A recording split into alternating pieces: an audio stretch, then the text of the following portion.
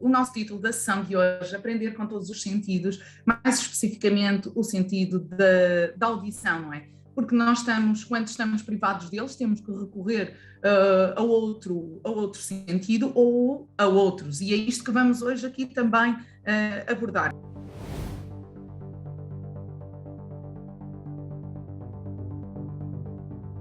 Eu gostava que vocês experimentassem tapar os ouvidos por 1 minuto e que neste minuto pensassem em 3 palavras que se relacionem com a surdez ou com a pessoa surda.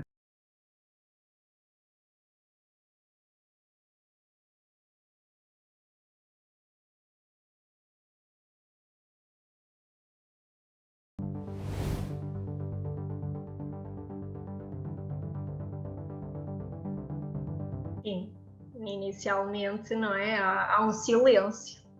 Algumas das vossas expressões mostraram que não acaba isto, já parece que estamos aqui há 30 minutos e só estavam há 30 segundos. Eu, por acaso, eu tapei os ouvidos e pensei em exploração, comunicação e tempo. Mas depois, de repente, disse, bem, vou aproveitar para pensar. Mas eu sabia que ia tirar as mãos daqui a bocadinho, não é? Eu senti, por exemplo, o bater do coração e pensei, será que alguém verdadeiramente com problema de audição teria esta percepção do corpo, não teria?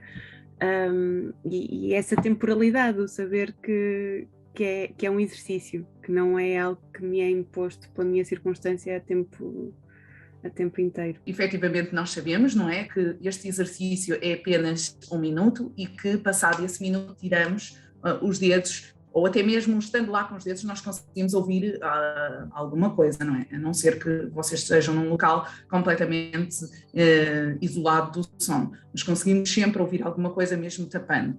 A língua gestual portuguesa tem um vocabulário, tem uma gramática própria, tem um dicionário online que vocês podem também consultar se tiverem dúvidas, está disponível de forma gratuita. Temos algumas plataformas, mas temos um dicionário multilingue disponível, que é o Spread da 100, que vocês podem aceder a qualquer momento e verem o gesto correspondente na língua gestual portuguesa, na língua gestual espanhola, americana, irlandesa, etc. Uma série de países que participam neste gestuário. Não tem todas as palavras, não tem aqui uma composição frásica para que vocês possam chegar lá e aprender, mas tem aqui palavras soltas que vos podem ajudar também, já que a construir alguma comunicação, por mais básica que seja, com o estudante surdo.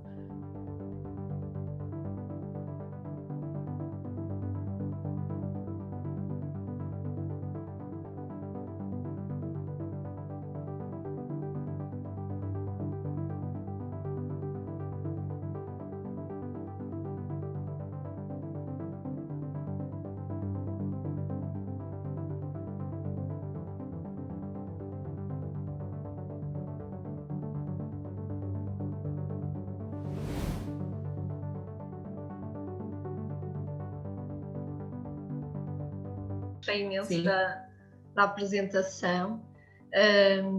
Neste último contacto, portanto, na minha função no fundo psicóloga e apoio a todos os estudantes, portanto, uma das dificuldades que tem vindo a ser muito identificada é precisamente nos momentos da avaliação, quando temos cursos que têm unidades curriculares línguas estrangeiras, não é? Portanto, para o estudante surdo já será a terceira língua.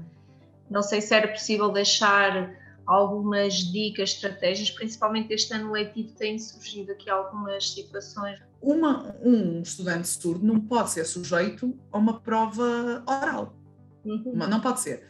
A aprendizagem das línguas ele pode fazer, não vai fazê-la da mesma forma que nós fazemos, pode fazê-la a nível escrito, por exemplo, pode sim, ele pode trabalhar a nível escrito, de leitura, de interpretação, de texto, pode fazê-lo.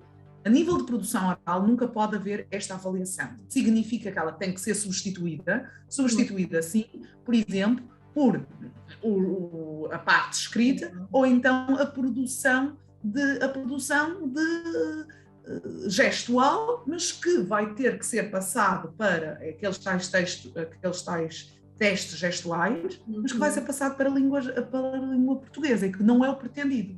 Ou seja, tudo que seja produção oral tem que ser eliminado da avaliação. Daquilo que me apresentaste, sobretudo agora este penúltimo quadro, aqueles 4 pontos sobre os estudantes, não encontro diferença nenhuma para qualquer outro estudante. As preocupações que tu revelas aí com os estudantes SUS, a forma de os atender, a forma de valorizar, a forma de integrar as suas dificuldades, a forma de lidar com as suas barreiras, de construir a aprendizagem com eles, parece-me absolutamente idêntica ao que se faz com qualquer outro estudante. Aqui o problema com os estudantes surdos é meramente o problema da comunicação, que acaba por não ser um problema, se puder contar sempre com um intérprete. Exemplos de vida de sucesso, que sendo já por si diferente, podem ainda fazer diferença neste mundo em que os gestos também falam.